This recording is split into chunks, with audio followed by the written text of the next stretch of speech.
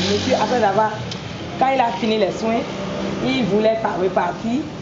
Quand j'ai vu qu'il marchait avec peine, et il avait une dyspnée légère, mais je voyais que ça il ne respirait pas bien. Alors il s'était assis à côté de moi et je l'ai salué. Je lui ai dit que je le voyais, je me suis présenté, que je suis la responsable du cabinet. Mais depuis un certain temps, je le voyais venir, aller et venir. Mais je ne sais pas quel est son problème. Je me dis un peu, il a dit que c'est l'asthme. J'ai dit l'asthme. Et comment ça commence? Il dit, chaque fois qu'on éteint la télé, après les dernières émissions, et qu'au moment où il se couchait, bon, il devait se mettre au lit, sa femme commence à dormir, que lui n'arrive pas à dormir. Aussitôt la crise commence. Je dis, la crise, vous n'étiez pas en crise avant la fin des dernières émissions, non. C'est chaque fois quand il veut, 1 heure de temps après, après les dernières émissions, il se lave d'abord. Et là, il se met au lit, donc peut-être vers 0h30, 1h comme ça. Et ça commence tous les jours comme ça. Et j'ai pensé aussitôt à un remède qui commence sa crise toujours le petit matin, entre 1h et 3h du matin. Peut-être entre 0h30 et 3h. Il dit que la crise s'améliore un peu après vers 4h. Mais ça ne s'arrête pas complètement. Mais la crise même, la vraie crise, c'est entre 0h30 et 3h comme ça. Et ça fait environ 2 heures de temps, 2 heures ou 3 heures de temps, et ça s'arrête. Alors, je l'ai amené en salle de consultation, je lui ai dit que je vais l'aider, et que je vais lui poser des questions, et lui proposer quelque chose. Il dit non, que lui ne cherche que ça, parce qu'il est fatigué, tous les jours il doit faire la piqûre. Alors, j'ai commencé par poser des questions, et j'ai pris mon cahier. Parce que je n'étais pas très sûre de mes connaissances. Donc j'ai été prendre mon cahier et j'ai pensé à Arsenicum Album. J'ai ouvert la page sur Arsenicum. Je regardais le remède et je posais des questions. Et il répondait. Et les réponses qu'il donnait vraiment me rassurent dans le choix du remède. Parce qu'il n'aimait pas le lait, il n'aimait pas la viande. Quand il est en crise, il est agité, il faut qu'il marche tout le temps. C'est un homme svelte, très ordonné. Si vous voyez même son habillement, il est bien, il a bien mis les couleurs. Et sur le plan psychique, il y a eu beaucoup d'éléments. Il est amélioré par la chaleur. Il n'aime pas le froid et tout ça. Donc j'ai eu beaucoup d'éléments qui m'ont confirmé que je n'ai pas fait un mauvais choix. Et je l'ai mis sous Arsenicum Album 7CH. Il est parti chercher le remède chez le docteur Gisèle au siège de HSF Bénin à Saint-Rita. Dès que le docteur Gisèle l'avait reçu, elle lui a encore posé des questions parce que c'était un cas intéressant. Donc, elle a posé les questions pour voir si j'avais posé un bon diagnostic parce qu'elle était mon professeur. Donc, elle a vu que c'était le bon remède, mais que je n'avais pas bien choisi la dilution, qu'il fallait beaucoup plus monter. Donc, elle m'a écrit une note. Au lieu de lui servir Arsenicum Album 7CH, elle lui a servi 15CH. Et quand elle a servi 15CH, elle a écrit une note pour me montrer la raison qui l'a poussé à mettre la 15CH.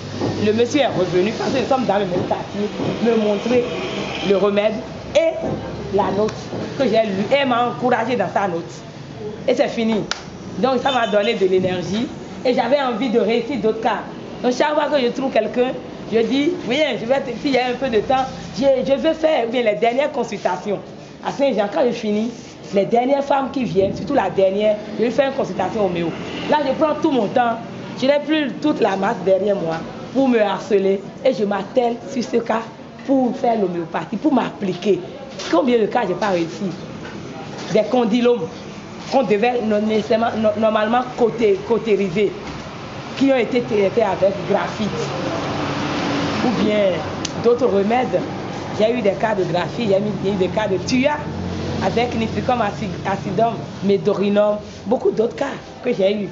Et que des mamans même me viennent de Porto Novo. Parce qu'on dit, si tu as ça là, va voir telle personne. Sans aller au bloc, tu vas éliminer ça. Sans faire ci, sans faire ça, tu vas éliminer. Vous voyez? Il y a même un cas, le cas de madame, une collègue de Saint-Jean, sage-femme, qui avait été déjà traitée pour des kystes endonasales. Elle a été opérée pour ses kystes. Et un jour, je l'ai vue, elle avait quelque chose ici comme une sorte de goitre. Ça bougeait, ça bougeait. J'ai dit, mais qu'est-ce que tu as là? Elle dit, qu'est-ce que j'ai? J'ai dit, mais tu as comme si quelque chose bouge là. Elle dit, non. Elle est partie se mirer. Et après, elle est venue, elle dit, ah, effectivement, j'ai quelque chose là. J'ai palpé, c'était une boule. Une boule liquidienne. Il y a du liquide dedans. Et ça glissait sous la peau. Ça bougeait. Chaque fois qu'elle parle, le truc bouge comme ça. Elle dit, c'est un goitre. Ah, je n'aime pas ça. Et ça, il faut que j'élimine. J'ai dit, attends, viens, je vais te poser quelques questions, je vais te proposer un remède. Et j'ai posé des questions et je l'ai mis sous tuya.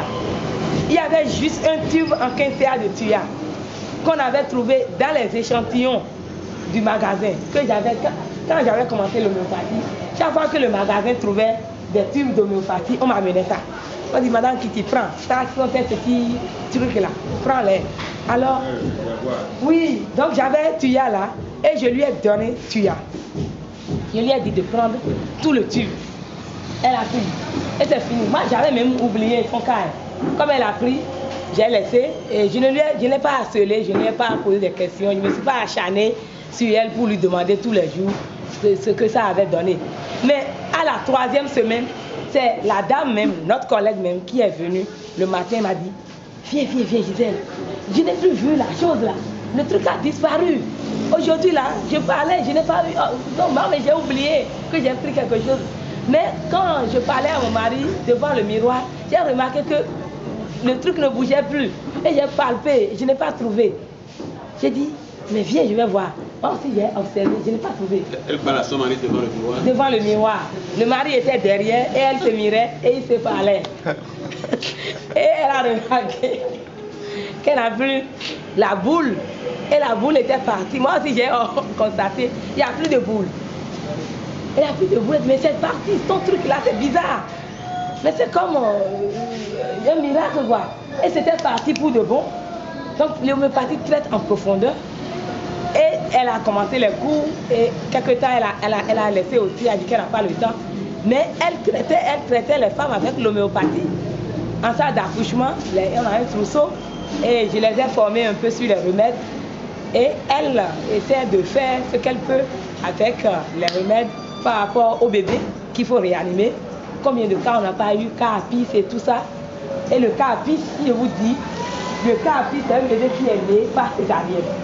Si vous voyez le bébé, vous allez croire que c'est un bébé qui a eu des brûlures par endroit. C'est un bébé garçon, le testicule était infiltré. C'est comme s'il y a de l'eau dedans, tombe comme ça. Alors c'était pas un bébé qui avait présenté une présentation de siège. C'était une présentation céphalique. Mais ça avait tourné parce que l'enfant a commencé par faire une souffrance. Le travail avait trop duré. Et au final, on a été césariser la dame. Et l'enfant ne réagissait pas. Mais le cœur était bas, le cœur battait. Mais malgré tout ce que faisait l'anesthésiste, l'enfant ne réagissait pas. Il ne réagissait pas, il était là, puis. Mais il faut voir les testicules qui étaient, la bouche était remplie d'eau. Les paupières, c'était bombé comme ça. Et les lèvres de l'enfant étaient infiltrées, c'était bourre. J'ai dit, quand j'ai vu, je descendais. J'allais à la maison, quand quelque chose m'a dit, passe par la salle d'accouchement. Et quand j'ai vu seulement le cas et l'anesthésie faisait tout, j'ai dit, apis. C'est un réflexe, j'ai dit, apis. Donnez-moi apis. Et il n'y avait pas d'apis. Ils ont cherché la terre, il n'y avait pas d'apis. J'ai dit, mais j'ai de l'apis. J'ai été en haut, ouvrir mon bureau, je n'ai pas trouvé apis et je me suis souvenu que j'ai de l'apis dans mon sac. Alors j'ai renversé tout le sac en salle d'accouchement et le tube d'apis était sorti comme ça. J'ai pris le tube et on a pris les gars, j'ai dit écraser, on a écrasé et on a mis sous la langue de l'enfant la poudre. Mais l'instant d'après, cet enfant fait pch, pch. Il a commencé par bouger et on l'a tapé, poté un peu, il a commencé par ventiler et il a crié. Et l'anesthésie m'a dit, mais c'est quoi ça? Non, c'est du gris-gris, je vous en prie. Je vous en prie. Si vous arrêtez, si vous faites même 2 ans de pratique en homéopathie, vous allez faire toute une journée à raconter des cas. Des cas, c'est trop quoi. C'est pas un problème de temps. Voilà. C'est un problème de contexte. Et on a pu sauver cet enfant. La maman a eu le bistouri, au coup de bistouri. Et elle n'aura pas son enfant.